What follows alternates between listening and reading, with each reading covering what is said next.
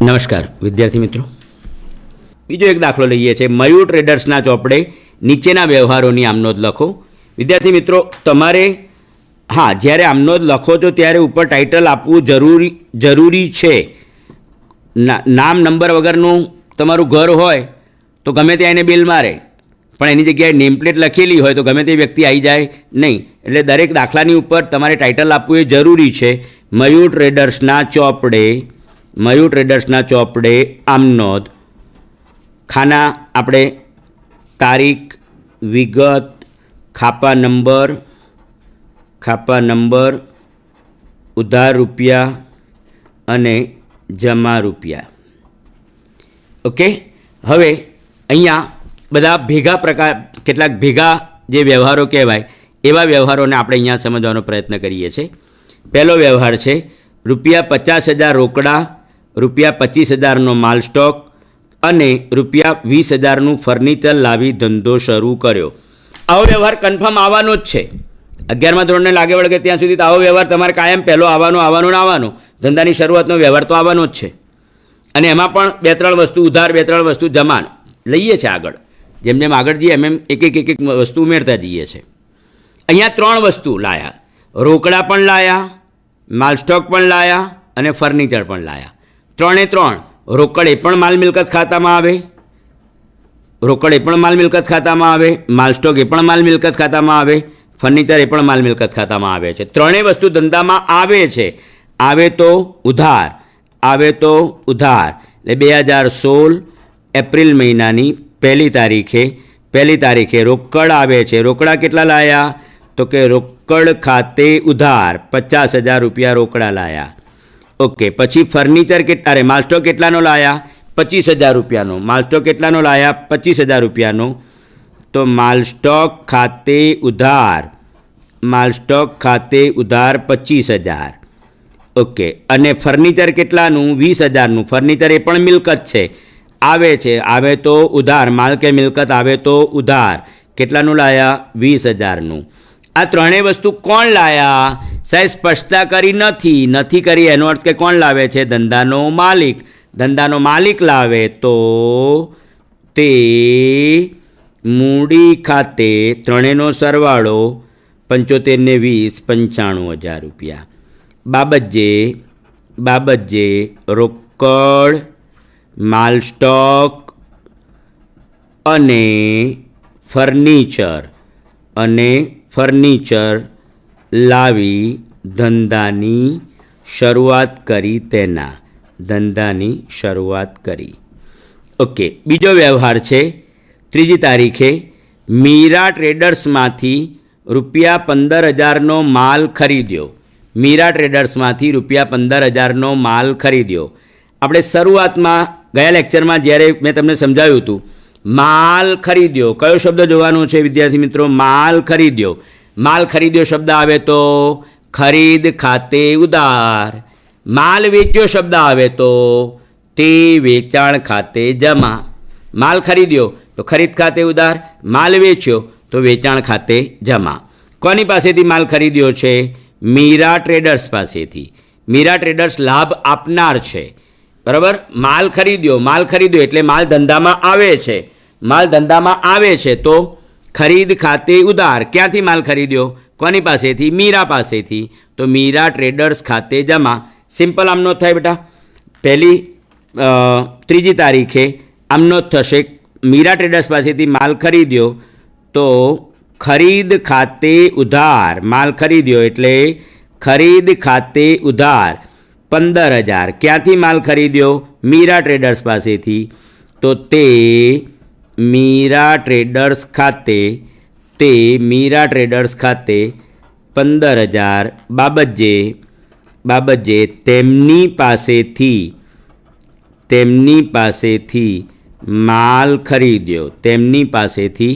માલ ખરીદ્યો।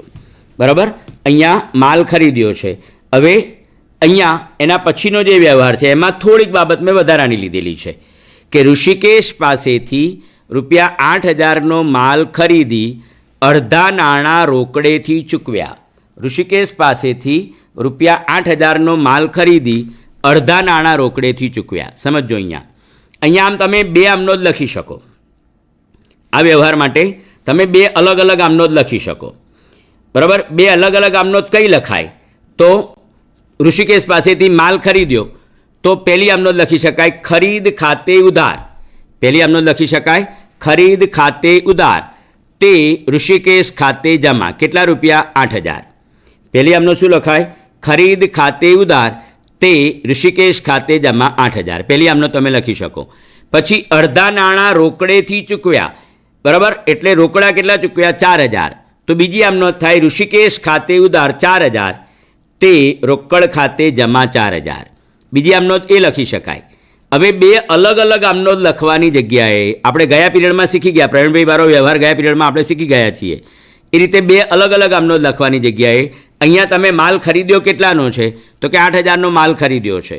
ઓકે, 8,000નો માલ ખરીદ્યો, એમાંથી ચૂકવ્યા છે કેટલા? અડધા, એટલે 4,000 રૂપિયા તમે ચૂકવ્યા છે. તો ખરીદ ખાતે, બંનેની ભેગી અલગ અલગ આમનોંધ ના લખવી હોય તો ખરીદ ખાતે ઉધાર કેટલા? 8,000. સમજો, આમનોંધ આપણે લખીએ કે ખરીદ ખાતે ઉધાર, ખરીદ ખાતે ઉધાર, ખરીદ ખાતે ઉધાર 8,000નો માલ ખરીદ્યો. ઓકે, એમાંથી અડધા નાણાં, અડધા એટલે કેટલા? 8,000ના અડધા કેટલા ચૂકવ્યા? 4,000. તો તે રોકડ ખાતે, તે રોકડ ખાતે કેટલા ચૂકવ્યા? 4,000. તે રોકડ ખાતે કેટલા ચૂકવ્યા? 4,000. અને તો સાહેબ બાકીના 4,000, તો બાકીના 4,000 આપણે ઋષિકેશને ચૂકવવાના બાકી રહ્યા. તો તે ઋષિકેશ ખાતે, તે ઋષિકેશ ખાતે, તે ઋષિકેશ ખાતે કેટલા રૂપિયા? 4,000. એટલે બે અલગ અલગ આમનોંધ લખવાની જગ્યાએ આપણે ભેગી લખી શકીએ. બાબત જે તેમની પાસેથી, નામ ફરી લખવાની જરૂર નથી, નામ ઉપર આવી ગયું. તેમની પાસેથી માલ ખરીદ્યો, માલ ખરીદ્યો, અડધા નાણાં, અડધા નાણાં રોકડા ચૂકવ્યા, અડધા નાણાં રોકડા ચૂકવ્યા. ઓકે, એટલે અહીંયા એ ખરીદી અને વેચાણને લગતા વ્યવહારો છે. એવા જ વ્યવહારો બીજા કેટલા કન્ટિન્યુ રાખીએ છીએ. અહીંયા વ્યવહાર છે મીરા ટ્રેડર્સને ₹5,000નો માલ પરત કર્યો. એટલે એનો અર્થ કે મીરા ટ્રેડર્સ પાસેથી આપણે પહેલાં માલ ખરીદ્યો હતો. આપણે જે ગયો વ્યવહાર જોયો એમાં આગળના વ્યવહારમાં આપણે એવું જોયું હતું કે મીરા ટ્રેડર્સ પાસેથી 15,000નો માલ ખરીદ્યો હતો. ત્યારે આપણે આમનોંધ લખી હતી ખરીદ ખાતે ઉધાર, તે મીરા ટ્રેડર્સ ખાતે. જ્યારે માલ ખરીદીએ ત્યારે જે આમનોંધ લખી હતી એ વખતે આપણે આમનોંધ લખી હતી ખરીદ ખાતે ઉધાર, તે મીરા ટ્રેડર્સ ખાતે જમા. હવે અહીંયા વ્યવહાર શું છે? આપણે મીરા ટ્રેડર્સને 5,000નો માલ પરત કરીએ છીએ. જ્યારે ખરીદ્યો એ વખતે જે આમનોંધ લખી હતી એના કરતાં રિવર્સ આમનોંધ. ખરીદ્યો ત્યારે આમનોંધ લખી હતી ખરીદ ખાતે ઉધાર, તે મીરા ટ્રેડર્સ ખાતે જમા. હવે આપણે એમને માલ પરત કરીએ છીએ. કોને માલ પરત કરીએ છીએ? મીરા ટ્રેડર્સને. એટલે હવે આમનોંધ થશે 7મી તારીખે મીરા ટ્રેડર્સ ખાતે ઉધાર, મીરા ટ્રેડર્સ ખાતે ઉધાર કેટલા રૂપિયા? 5,000. તે ખરીદ પરત ખાતે, તે ખરીદ પરત ખાતે કેટલા રૂપિયા? 5,000. ફરી જ્યારે આપણે માલ ખરીદ્યો તો ત્યારે આપણે આમનોંધ કરી હતી ખરીદ ખાતે ઉધાર, તે મીરા ટ્રેડર્સ ખાતે જમા. હવે માલ પરત કરીએ તો રિવર્સ આમનોંધ થાય મીરા ટ્રેડર્સ ખાતે ઉધાર, તે ખરીદ પરત ખાતે જમા.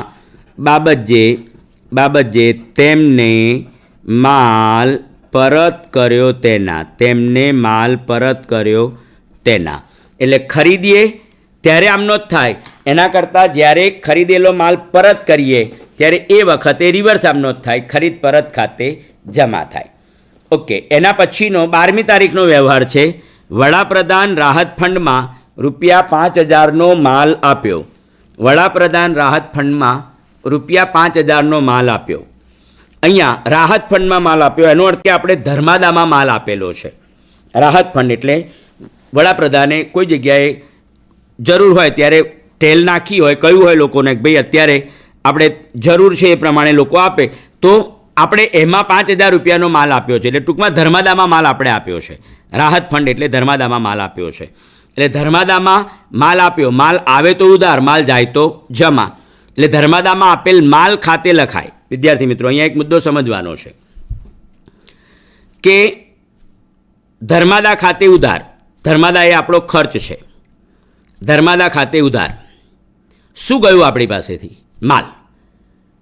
તો ધર્માદામાં આપેલ માલ ખાતે જમા આવું લખી શકાય, પણ ટેક્સ્ટબુકની અંદર આપણે સ્પષ્ટતા કરેલી છે, વાંચવી પડે, દરેક પાના વાંચવા પડે. આપણે આ બાબત ટેક્સ્ટબુકમાં સ્પષ્ટ સમજાયેલી છે.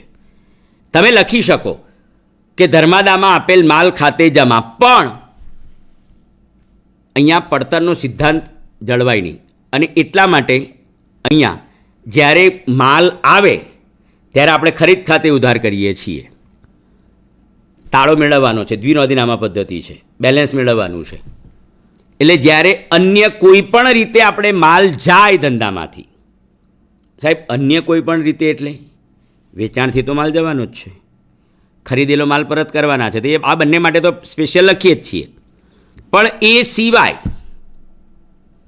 ધર્માદામાં આપેલ માલ, અંગત ઉપયોગ માટે લીધેલ માલ, આ રીતે વડાપ્રધાન રાહત ફંડમાં આપેલ માલ, આગથી બળી ગયેલ માલ, ચોરીથી ગયેલ માલ, દરિયામાં ડૂબી ગયેલ માલ, આ બધા અન્ય રીતે માલની જ આવક છે. હજુ આનાથી પણ વધારે મોટું લિસ્ટ બનાવી શકાય. આ બધા અન્ય રીતે માલની જ આવક છે. હવે અન્ય કોઈ પણ રીતે માલ જાય તો તમે લખી શકો કે ભાઈ ધર્માદામાં આપેલ માલ ખાતે જમા, આગમાં બળી ગયેલ માલ ખાતે જમા, નમૂના તરીકે વહેંચેલ માલ ખાતે જમા, આ બધું લખી શકો. પણ હવે આપણે અહીંયા સ્પષ્ટ છીએ કે અન્ય કોઈ પણ રીતે જ્યારે માલની જ આવક થાય ત્યારે એ લખવાને બદલે, ત્યારે એ બાબત લખવાને બદલે આપણે એક જ બાબત લખવાના છીએ. કઈ બાબત લખવાના છીએ? ખરીદ ખાતે જમા. યાદ રાખજો, અન્ય કોઈ પણ રીતે માલ જાય, ધંધામાંથી અન્ય કોઈ પણ રીતે માલ જાય ત્યારે આપણે એક જ બાબત લખવાના છીએ, તે ખરીદ ખાતે જમા. અહીંયા આપણે વડાપ્રધાન રાહત ફંડમાં માલ આપ્યો એટલે અહીંયા આપણે આમનો જ લખીશું. વડાપ્રધાન રાહત ફંડમાં માલ આપ્યો છે એટલે આપણે આમનો જ લખીશું, 12મી તારીખની આમનો જ લખીશું. ધર્માદા ખાતે ઉધાર, ધર્માદા ખાતે ઉધાર કેટલા રૂપિયા? 5000. તે ખરીદ ખાતે જમા, તે ખરીદ ખાતે જમા. ધર્માદામાં આપેલ માલ ખાતે જમા લખીશું નહીં. કયો શબ્દ લખીશું? ખરીદ ખાતે જમા. માલ આવે તો ખરીદ ખાતે ઉધાર, માલ અન્ય કોઈ પણ રીતે જાય તો ખરીદ ખાતે જમા. બાબતજે, બાબતજે વડાપ્રધાન રાહત ફંડમાં, રાહત ફંડમાં માલ આપ્યો, વડાપ્રધાન રાહત ફંડમાં માલ આપ્યો. 15મી તારીખે, 15મી તારીખે વ્યવહાર છે. દુકાન માટે ઇલેક્ટ્રોનિક તોલ મશીન ખરીદ્યું ₹1200. ઇલેક્ટ્રોનિક તોલ મશીન. વિદ્યાર્થી મિત્રો, અહીંયા એક બાબતની સ્પષ્ટતા કરવી પડે. ત્રાજવા સમજો, ત્રાજવા ખરીદ્યા, વજનિયા ખરીદ્યા, ઇલેક્ટ્રોનિક વજન કાંટો ખરીદ્યો. આ જે શબ્દો છે પર્ટિક્યુલર આના માટેની જ વાત કરું છું. ત્રાજવા ખરીદ્યા, વજનિયા ખરીદ્યા, બાટ ખરીદ્યા, કાટલા ખરીદ્યા, ઇલેક્ટ્રોનિક તોલ માપનું મશીન ખરીદ્યું. આવા જે છે, આ જે મિલકતો છે, સાહેબ મિલકત, હા, આ વસ્તુ એકવાર લાવીએ, તમે ત્રાજવા કે વજનિયા કે તો પેલા બાટ કે કાટલા એ એક વખત લાયા, કેટલા વર્ષ ચાલે? 15 વર્ષ, 20 વર્ષ, 25 વર્ષ. એને કંઈ એ તો જે તમારો બાટ છે, કિલોનો બાટ છે, એ કિલોના બાટને કોઈ ઘસારો પહોંચવાનો છે? નથી પહોંચવાનો. એ લાંબા સમય સુધી એનો ઉપયોગ આપણે કરી શકવાના છીએ. એટલે અહીંયા એક શબ્દ બોલું છું, આ યાદ રાખજો કાયમ માટે. ત્રાજવા ખરીદ્યા, વજનિયા ખરીદ્યા, તોલમાપ એટલે કાટલા ખરીદ્યા, ઇલેક્ટ્રોનિક વજન કાંટો ખરીદ્યો. આ બધા માટે ફિક્સ એક જ બાબત છે અને એને આપણે કહીએ છીએ ડેડ સ્ટોક. એના માટેનો કયો શબ્દ છે? Dead stock. ડેડ સ્ટોક ખાતે ઉધાર. અહીંયા ફરી બોલું છું, ત્રાજવા, વજનિયા, કાટલા, બાટ, ઇલેક્ટ્રોનિક વજન કાંટો, આ બધા માટેનો એક જ શબ્દ છે ડેડ સ્ટોક. એ માત્ર આના માટે જ વપરાતો શબ્દ છે, બીજા કોઈ માટે આપણે ડેડ સ્ટોક શબ્દ વાપરતા નથી. એટલે જ્યારે પણ ઇલેક્ટ્રોનિક વજન કાંટો ખરીદ્યો, ત્રાજવા ખરીદ્યા, વજનિયા ખરીદ્યા, તોલમાપના સાધનો ખરીદ્યા, તોલમાપના સાધનો દાખલા તરીકે તમારો કેરોસીનનો ધંધો હોય તો તમે પેલો જે જાર લાવો છો એ પણ તોલમાપનું સાધન થયું, તો એને ડેડ સ્ટોક તરીકે નોંધવામાં આવે છે. માત્ર આના માટે જ આ શબ્દ વાપરી શકાય, બીજા કોઈ માટે ડેડ સ્ટોક શબ્દ વાપરી શકાતો નથી. એટલે આપણો વ્યવહાર શું છે? આપણો વ્યવહાર અહીંયા આપણને આપેલો છે કે દુકાન માટે ઇલેક્ટ્રોનિક તોલ મશીન ખરીદ્યું, એટલે એના માટેનો મેં શબ્દ સમજાવ્યો એ પ્રમાણે કયો શબ્દ ગણાય છે? ડેડ સ્ટોક ખાતે ઉધાર. ડેડ સ્ટોક ખાતે ઉધાર 1200 તે રોકડ ખાતે 1200 બાબતે ઇલેક્ટ્રોનિક તોલ મશીન ખરીદ્યું. બીજો વ્યવહાર છે ₹1500નો માલ આગથી નાશ પામ્યો. ₹1500નો માલ આગથી નાશ પામ્યો. માલ ગયો ધંધામાંથી માલ ગયો, એના બદલામાં તમને કંઈ મળવાનું છે? ના સાહેબ, નાશ પામ્યો. આપણે વીમો લીધો નથી. હા, જો વસ્તુનો વીમો લીધેલો હોય, તમે દુકાનમાં માલનો વીમો લઈ શકાય, મિલકતોનો વીમો લઈ શકાય, ફર્નિચરનો વીમો લઈ શકાય. જો આ બધો વીમો તમે લીધેલો હોય દુકાનનો, તો વીમા કંપની તમને એના બદલામાં વળતર આપે. પણ વીમો લીધેલો નથી તો એનો અર્થ કે હવે આપણે નુકસાન સહન કરવાનું થયું. શેને કારણે નુકસાન થયું? આગ લાગી માટે. તો બોલીશું આગથી થયેલ નુકસાન ખાતે ઉધાર. આગથી થયેલ નુકસાન ખાતે ઉધાર. માલ ગયો, બદલામાં કશું મળવાનું નથી, એટલે શું ગણાશે? નુકસાન. આગથી થયેલ નુકસાન ખાતે ઉધાર. શું ગયું? માલ બળી ગયો. માલ ગયો કેવી રીતે? અન્ય રીતે ગયેલો માલ. અને અન્ય રીતે ગયેલા માલ માટે કયો શબ્દ? આપણે ઉપરના વ્યવહારમાં સમજી ગયા. અન્ય કોઈ પણ રીતે માલ જાય તો એને આપણે કયા ખાતે લખીએ છીએ? ખરીદ ખાતે. કયા ખાતે લખીએ છીએ? ખરીદ ખાતે. એટલે અહીંયા આમનો જ થશે. 1500નો માલ આગથી નાશ પામ્યો, તો એની આમનો જ લખાશે આગથી થયેલ નુકસાન ખાતે ઉધાર. આગથી થયેલ નુકસાન ખાતે ઉધાર. નુકસાન ખાતે હંમેશા શું થાય? ઉધાર. ખર્ચ કે નુકસાન હંમેશા શું કરવાના? ઉધાર. તે ખરીદ ખાતે જમા. માલ ગયો ને, તો તે ખરીદ ખાતે જમા. માલ આવે તો ઉધાર, માલ જાય તો જમા. બાબતે આગથી માલ નાશ પામ્યો તેના. માલ નાશ પામ્યો તેના. ઓકે, ચોક્કસ. ચાલો એના પછી બીજા કેટલાક વ્યવહારો સમજીએ, એને જ લગતા છે. એવા જ વ્યવહારો છે. ભેરુના ટ્રેડર્સને ₹6000નો માલ વેચ્યો. કયો શબ્દ આવ્યો? માલ વેચ્યો. માલ ખરીદ્યો શબ્દ આવે તો ખરીદ ખાતે ઉધાર. માલ વેચ્યો શબ્દ આવે તો વેચાણ ખાતે જમા. એટલે વેચાણ ખાતે જમા. કોને માલ વેચ્યો છે? ભેરુના ટ્રેડર્સને. નામ આપ્યું છે, રોકડ કે ચેક શબ્દ આપ્યો નથી, એટલે આમનો જ થશે ભેરુનાથ ટ્રેડર્સ ખાતે ઉધાર. લાભ લેનારને ઉધારો. ભેરુનાથ ટ્રેડર્સ ખાતે ઉધાર 6000 તે વેચાણ ખાતે. 6000 બાબતે તેમને શાક પર માલ વેચ્યો તેના. શાક પર માલ વેચ્યો તેના. 25મી તારીખે છે. બંસી ફર્નિચર માર્ટમાંથી ₹6000નું ફર્નિચર ખરીદ્યું. સાહેબ, ખરીદ્યું શબ્દ આવ્યો. શું ખરીદ્યું છે? ફર્નિચર. શું ખરીદ્યું છે? ફર્નિચર. માલ ખરીદ્યો શબ્દ આવે તો જ ખરીદ ખાતે ઉધાર થાય. અહીંયા શું ખરીદ્યું છે? ફર્નિચર ખરીદ્યું છે. ફર્નિચર એ ધંધાની મિલકત છે. મિલકત ધંધામાં આવે છે, માટે આમનો થશે ફર્નિચર ખાતે ઉધાર. ફર્નિચર આવ્યું એટલે ફર્નિચર ખાતે ઉધાર. કોની પાસેથી ખરીદ્યું? બંસી ફર્નિચર માર્ટ પાસેથી. એ લાભ આપનાર છે, તો એમના ખાતે જમા. તે બંસી ફર્નિચર માર્ટ ખાતે, તે બંસી ફર્નિચર માર્ટ ખાતે 6,000 બાબતજીએ તેમની પાસેથી, નામ આવી ગયું છે ઉપર બંસીનું, તેમની પાસેથી ફર્નિચર ખરીદ્યું તેના.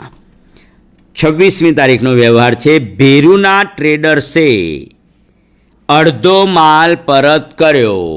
આપણે ઉપર વ્યવહાર હતો, ભેરુના ટ્રેડર્સને 6,000નો માલ વેચ્યો હતો, એમાંથી એમણે અડધો માલ પરત કર્યો.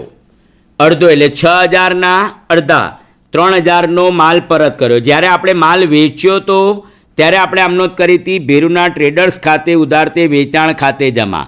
હવે માલ પરત આવે છે તો રિવર્સ આમ નોંધ થાય, વેચાણ પરત ખાતે ઉધાર, વેચાણ પરત ખાતે ઉધાર. 6,000ના અડધા 3,000. તે કોણે પરત કર્યો? ભેરુનાથે. તો તે ભેરુનાથ ટ્રેડર્સ ખાતે, તે ભેરુનાથ ટ્રેડર્સ ખાતે 3,000 બાબતજે તેમણે અડધો માલ પરત કર્યો, અડધો માલ પરત કર્યો. ઓકે.